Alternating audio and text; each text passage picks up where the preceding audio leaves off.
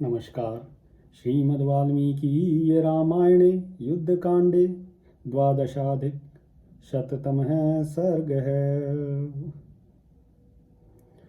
इससे पहले वाले सर्ग में विभीषण लंका से राक्षसों के साथ चलकर आए और उन्होंने माल्यवान के साथ मिलकर रावण के दाह संस्कार की तैयारी का सारा कार्य पूर्ण किया। भांति भांति के वाद्य घोषों द्वारा स्तुति करने वाले मगधों ने जिसका अभिनंदन किया था, राक्षस राज रावण के उस शव को रेशमी वस्त्र से ढककर उन्होंने सोने के दिव्य विमान में रखने के पश्चात राक्षस जातीय ब्राह्मण वहां खड़े हो गए। उस शिविका को विचित्र पताकाओं तथा फूलों से सजाया गया था, जिससे वह विचित्र शोभा धारण करती थी। विभीषण आदि राक्षस उसे कंधे पर उठाकर तथा अन्य सब लोग हाथ में सूखे काष्ठ लिए दक्षिण दिशा में शमशान भूमि की ओर चले। यजुर्वेदी याजकों द्वारा ढोई जाती हुई त्रिविध अग्नियां प्रज्वलित हो उठी। वे सब कुंड में रखी हुई थी। पुरोहित गण उन्हें लेकर शव को आगे लेकर चल रहे थे। अंतःपुर की सारी स्त्रियां रोती हुई शव के पीछे चली। आगे जाकर रावण के विमान को एक पवित्र स्थान में रखकर अत्यंत दुखी हुए विभीषण आदि राक्षसों ने मलय, चंदन, काष्ठ, पद्मक, उशीर तथा अन्य प्रकार के चंदनों द्वारा वेदोक्त विधि से चिता बनाई और उसके ऊपर रंक नामक मृग का चर्म बिछाया। उसके ऊपर राक्षस राज के शव को सुलाकर उन्होंने उत्तम विधि से उसका पितृमेघ यानी दाह संस्कार किया। उन्होंने चिता के दक्षिण पूर्व में वेदी बनाकर उस पर यथास्थान अग्नि को स्थापित किया था। फिर दधि मिश्रित घी से भरी हुई श्रुवा रावण के कंधे पर रखी। इसके बाद पैरों पर शकट और जांघों पर उलूखल रखा गया तथा काष्ठ के सभी पात्र अरणी, उत्तरणी और मुसल आदि को भी यथास्थान पर रखा गया। वेदोक्त विधि और महर्षियों द्वारा रचित कल्प सूत्रों में बताई गई प्रणाली से वहां सारा कार्य हुआ। मेद्य और चिता पर फैलाए हुए मृग चर्म को घी से तर कर दिया। फिर रावण के शव को चंदन और फूलों से अलंकृत करके वे राक्षस मन ही मन दुख का अनुभव करने लगे। फिर विभीषण के साथ अन्य राक्षसों ने भी चिता पर नाना प्रकार के वस्त्र और लावा बिखेरे। तदनंतर विभीषण ने चिता में विधि के अनुसार आग लगाई। उसके बाद स्नान करके भीगे वस्त्र ही पहने हुए उन्होंने तिल, कुश और जल के द्वारा विधिवत रावण को जलांजलि दी। तत्पश्चात रावण की स्त्रियों को बारंबार सांत्वना देकर उनसे घर चलने के लिए अनुनय विनय की। महल में चलो, यह विभीषण का आदेश सुनकर वे सारी स्त्रियां नगर में चली गईं। स्त्रियों के पुरी में प्रवेश कर जाने पर राक्षस राज विभीषण श्री रामचंद्र भगवान के पास आकर विनीत भाव से खड़े हो गए। श्री राम भी लक्ष्मण, सुग्रीव तथा समस्त सेना के साथ शत्रु का वध करके बहुत प्रसन्न थे। ठीक उसी तरह जैसे वज्रधारी इंद्र वृत्तासुर को मारकर प्रसन्नता का अनुभव करने लगे थे। तदनंतर इंद्र के दिए हुए धनुष, बाण और विशाल कवच को त्याग कर तथा शत्रु दमन कर देने के कारण रोष को भी छोड़कर शत्रुसूदन भगवान श्री राम ने शांत भाव धारण कर लिया था। अब आज का सर्ग। ते रावण वधं दृष्ट्वा देवगंधर्व दानवः जग्मुः स्वविमानस्ते कथयन्तः शुभः खतः। देवता, गंधर्व और दानवगण रावण वध का दृश्य देखकर उसी की शुभ चर्चा करते हुए अपने अपने विमानों से यथास्थान लौट गए। रावणस्य वधं घोरं राघवस्य पराक्रमं सुयुद्धं वानराणां च सुग्रीवस्य च मंत्रितं अनुरागं च वीर्यं च मारुते लक्ष्मणस्य च पतिव्रतात्वं सीताया हनुमति पराक्रमं कथयन्तो महाभागा जगमुहृष्टा यथागतम। रावण के भयंकर वध, श्री रघुनाथ जी के पराक्रम, वानरों के उत्तम युद्ध, सुग्रीव की मंत्रणा, लक्ष्मण और हनुमान जी की श्री राम के प्रति भक्ति, उन दोनों के पराक्रम, सीता के पतिव्रत्य तथा हनुमान जी के पुरुषार्थ की बात कहते हुए वे महाभाग देवता आदि जैसे आए थे उसी तरह प्रसन्नतापूर्वक वापस चले गए। राघवस्तु रथम दिव्यम इंद्रदत्तम शिखिप्रभम अनुज्ञाप्य महाबाहु मातलिम प्रत्यपूजयत। इसके बाद महाबाहु भगवान श्री राम ने इंद्र के दिए हुए दिव्य रथ को, जो अग्नि के समान दैदीप्यमान था, ले जाने की आज्ञा देकर मातली का बड़ा सम्मान किया। राघवेणाभ्यनुज्ञातो मातलिः शक्रसारथिः दिव्यं तं रथमास्थाय दिव्यमेतोत्पपातः। तब इंद्र सारथी मातली श्री रामचंद्र जी की आज्ञा से उस दिव्य रथ पर बैठकर पुनः दिव्य लोक को चले गए।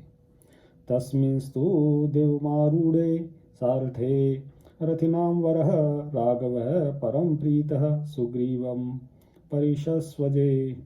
मातली के रथ सहित देवलोक को चले जाने पर रथियों में श्रेष्ठ श्री राम ने बड़ी प्रसन्नता के साथ सुग्रीव को हृदय से लगा लिया।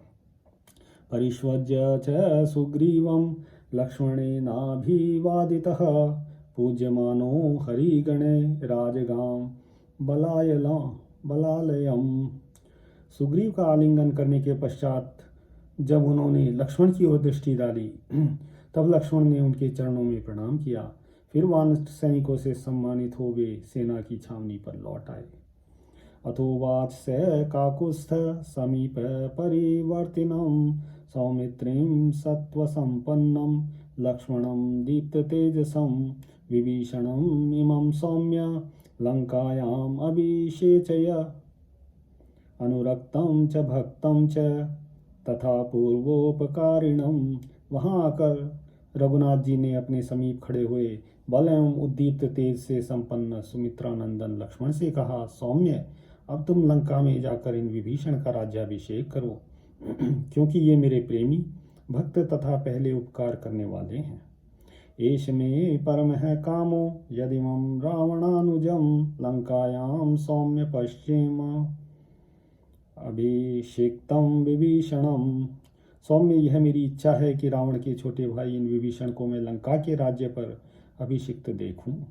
एवमुक्तस्तु सौमित्री राघवेण महात्मना तथेत्युक्ता सुसंहृष्टः सौवर्णं घटमाददे। तं घटं वानरेन्द्राणां हस्ते दत्त्वा मनोजवान् व्यादिदेश महासत्त्वान् समुद्र सलिलं तदा। भगवान श्री राम के ऐसा कहने पर सुमित्रा कुमार लक्ष्मण को बड़ी प्रसन्नता हुई। उन्होंने बहुत अच्छा कहकर सोने का घड़ा हाथ में लिया और उसे वानर युद्धपतियों के हाथ में देकर उन महान शक्तिशाली तथा मन के समान वेग वाले वानरों को समुद्र का जल लेकर आने की आज्ञा दी। अतिशीघ्रं ततो गत्वा वानरास्ते मनोजवः आगतास्तु जलं गृह्य समुद्राद वानरोत्तमः। वे मन के समान वेगशाली श्रेष्ठ वानर तुरंत ही गए और समुद्र से जल लेकर लौट आए। ततस्त्वेकं घटं गृह्य संस्थाप्य परमासने घटेन तेन सौमित्रे अभ्यषेचत विभीषणं लंकायां रक्षसां मध्ये राजानं रामशासनात् विधिना मंत्रदृष्टेन सुहृद्गण समावृतम् अभ्यषेचस्तदा सर्वे राक्षसा वानरास्तथा। तदनंतर लक्ष्मण ने एक घट जल लेकर उसे उत्तम आसन पर स्थापित कर दिया और उस घट के जल से विभीषण का वेदोक्त विधि के अनुसार लंका के राजपथ पर अभिषेक किया। यह अभिषेक श्री रामचंद्र जी की आज्ञा से हुआ था। उस समय राक्षसों के बीच में सुहृदों से घिरे हुए विभीषण राज सिंहासन पर विराजमान थे। लक्ष्मण के बाद सभी राक्षसों और वानरों ने भी उनका अभिषेक किया।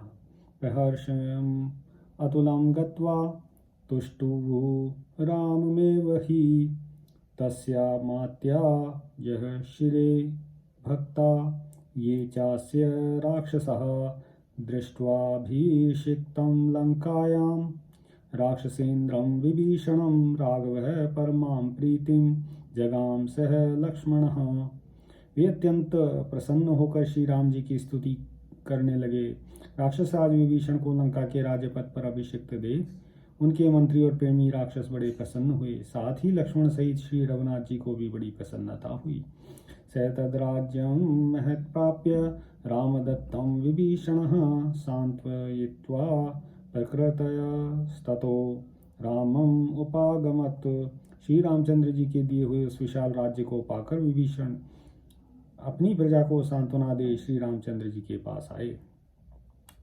दध्यक्षतान् मोदकांश्च लाजा सुमनसस्तथा आजरूरथ संभ्रष्टः पौरास्तरं में निशाचरः। उस समय हर्ष से भरे हुए नगर निवासी निशाचर विभीषण को अर्पित करने के लिए दही, अक्षत, मिठाई, लावा और फूल लाए। शैतान गृहीत्वा दुर्धर्षो राघवाय निवेदयत् मंगल्यं मंगलम सर्वं लक्ष्मणाय च वीर्यवान। दुर्धर्ष पराक्रमी विभीषण ने वे सब मंगलजनक मांगलिक वस्तुएं लेकर श्री राम की और लक्ष्मण को भेंट की। कृतकार्यं समृद्धार्थं दृष्ट्वा रामो विभीषणं प्रतिजग्राह तत्सर्वं तस्यैव प्रतिकाम्यया। श्री रघुनाथ जी ने विभीषण को कृतकार्य एवं सफल मनोरथ देख उनकी प्रसन्नता के लिए ही उन सब मांगलिक वस्तुओं को ले लिया। ततः शैलोपमं वीरं प्राञ्जलिं प्रणतं स्थितम् उवाचेदं वचो रामो हनुमन्तं प्लवंगमम्। तत्पश्चात उन्होंने हाथ जोड़कर विनीत भाव से खड़े हुए पर्वताकार वीर वानर हनुमान जी से कहा। अनुज्ञाप्य महाराजम एवं सौम्य विभीषणम प्रविश्य नगरीं लंकां कौशलं ब्रूहि मैथिलीं। सौम्य, तुम इन महाराज विभीषण की आज्ञा ले लंका नगरी में प्रवेश करके मिथिलेश कुमारी सीता से उनका कुशल समाचार पूछो। वैदेयो मां च कुशलं सुग्रीवं च लक्ष्मणम् आचक्ष्व वदतां श्रेष्ठ रावणं च हतं रणे प्रियमेतदिहाख्याहि। वैदेयास्त्वं हरीश्वर प्रतिगयतु संदेशम् उपावर्तितम् अर्हसि। साथ ही उन विदेह राजकुमारी से सुग्रीव और लक्ष्मण सहित मेरा कुशल समाचार निवेदन करो। वक्ताओं में श्रेष्ठ हरीश्वर, तुम वैदेही को यह प्रिय समाचार सुना दो कि रावण युद्ध में मारा गया। तत्पश्चात उनका संदेश लेकर लौट आओ। इत्यार्षे श्रीमद् रामायणे वाल्मीकि आदि काव्ये युद्धकांडे 12अधिक सर्गः। सियावर रामचंद्र पद जय शरणम्।